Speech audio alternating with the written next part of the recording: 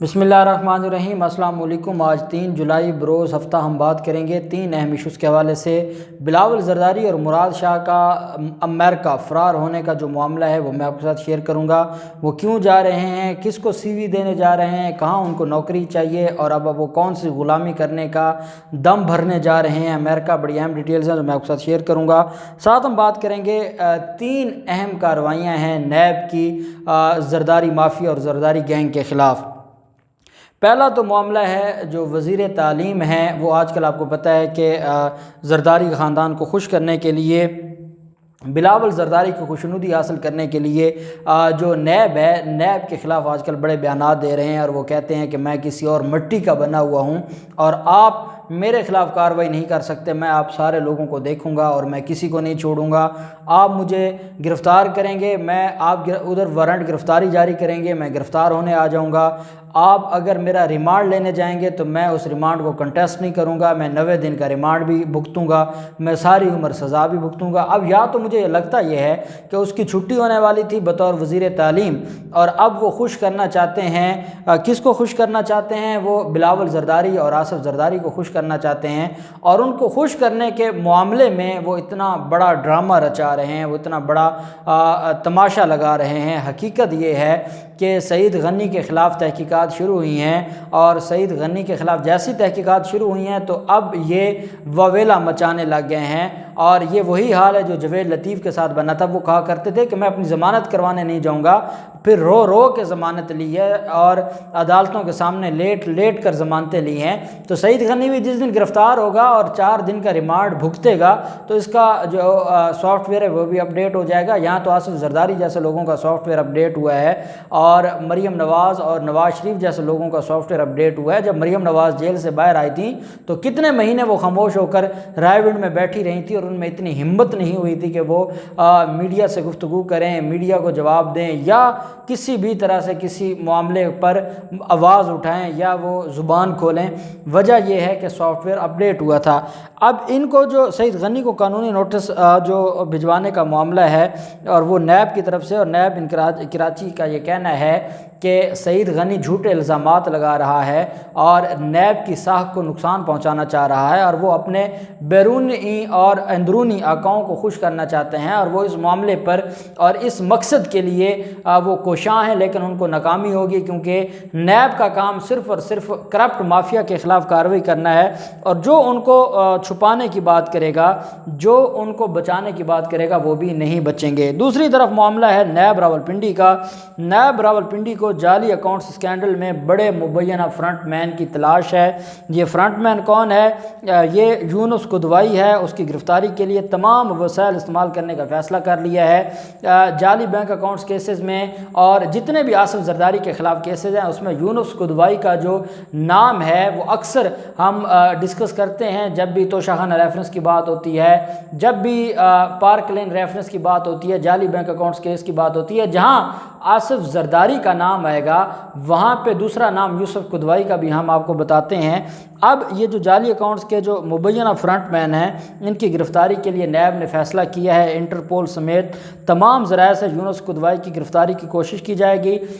ज़राए के मुताबिक नैब रावलपिंडी का जो जाली बैंक अकाउंट्स केस है उसमें यूनुस कुदवाई को टफ टाइम देने का फ़ैसला किया गया है। 5 रेफरेंसेस में इश्तिहारी यूनुस कुदवाई के स्कैंडल में मुकम्मल किरदार से मुतालिक रिपोर्ट सामने आ गई है। सिंध बैंक को यूनुस कुदवाई ने 1000 मिलियन का टीका लगाया और फलाई प्लाटों के गबन सब में यूसुफ कुदवाई का हाथ है।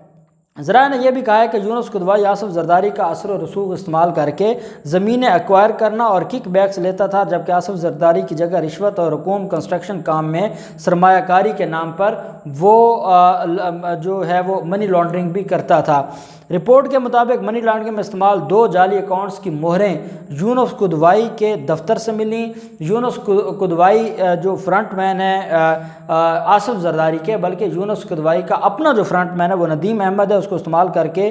2 ویلفیئر پلاٹس اپنے نام کروائے۔ فرنٹ مین ندیم احمد وعدہ ماو گواہ بن چکے ہیں، اور اب یوسف قدوائی جو کہ 5 ریفرنسز میں اشتہاری ہے اس کے خلاف کارروائی شروع کی گئی ہے۔ رپورٹ میں یہ بتایا گیا کہ پارک لین فراڈ میں زرداری کا نام نہ آئے، اس لیے اکاؤنٹس یونس قدوائی سنبھالتے رہے۔ 5 ریفرنسز میں یونس قدوائی کے خلاف 1 انویسٹیگیشن اور 3 انکوائریز بھی جاری ہیں۔ ساتھ یونس قدوائی کی گرفتاری کے لیے نیب راولپنڈی نے کہا ہے کہ یہ سارے کا سارا جو معاملہ ہے اس میں اب ہم آخر تک جائیں گے۔ گزشتہ دنوں چیف جسٹس نے بھی یوسف میمن کے کردار پر سوالات اٹھائے تھے، اور یہ وہی یونس میمن ہی یونس قدوائی ہے، اور نیب کا یہ کہنا ہے کہ اب اس یونس میمن یا یونس قدوائی کے خلاف کارروائی ہوگی، کیونکہ یہ سندھ حکومت یہی چلا رہا ہے، اور یہ میں نہیں کہہ رہا، یہ چیف جسٹس گلزار صاحب فرما چکے ہیں، اور اسی کی تکلیف ہے بلاول زرداری کو کہ پھر اپنے ایک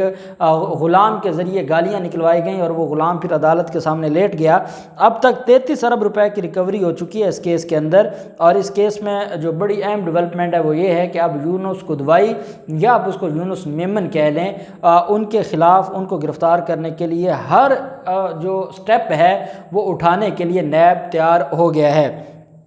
پھر ایک سندھ حکومت کا ٹریکٹر سبسڈی کیس تھا۔ انہوں نے کسانوں کو ٹریکٹر دینے کے نام پر فراڈ کیا تھا، اور اس فراڈ میں جو انہوں نے جو اچھا کام تو کر نہیں سکتے تھے، انہوں نے کیا کیا، جو اینٹی کرپشن سندھ ہے اس کے ذریعے اس کی تحقیقات خود ہی شروع کروا دی تھی۔ آپ کو یاد ہوگا یہ اکثر کہا کرتے تھے کہ آپ ہمارے خلاف نیب کاروائیاں نہ کریں بلکہ اینٹی کرپشن ہمارے معاملات کو دیکھیں۔ اب ان کا جو وزیر ہے اینٹی کرپشن کا وہ خود نیب کے ریفرنسز میں ملزم ہے، کرپشن کیسز میں وہ ملزم ہے، اور وہ شخص یہ کہتا ہے کہ نہیں میں تو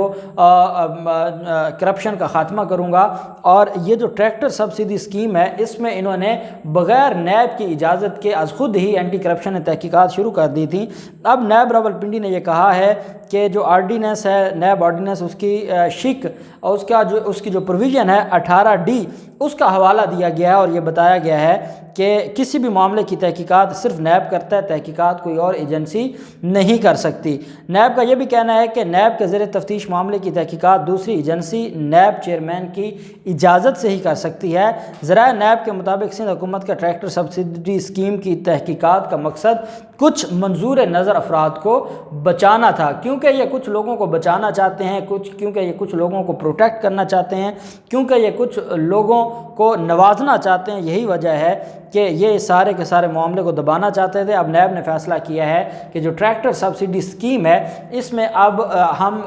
اینٹی کرپشن جو سندھ ہے اس پر نہیں رہیں گے بلکہ ہم خود کارروائی کریں گے، اور اس پر تحقیقات شروع کر دی ہیں، جو سندھ حکومت کا بڑا بلنڈر تھا، اور نیب کا یہ کہنا ہے کہ یہ اپنے منظور نظر لوگوں کو بچانا چاہتے ہیں۔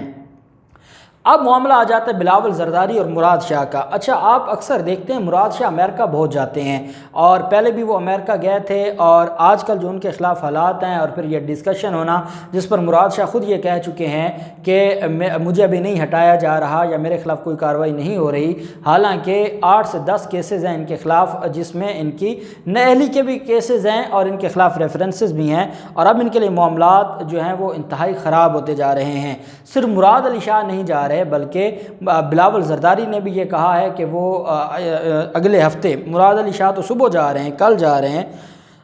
لیکن جو بلاول زرداری ہیں انہوں نے بھی اگلے ہفتے کے شروع میں چلے جانا۔ جب بلاول زرداری سے یہ سوال پوچھا گیا کہ آپ کی جو بائیڈن سے بھی ملاقات ہوگی تو انہوں نے کہا نہیں، میری ابھی جو بائیڈن کے ساتھ کوئی ملاقات طے نہیں ہے، لیکن جو ذرائع ہیں وہ یہ کہتے ہیں کہ اس سارے کے سارے معاملے پر جو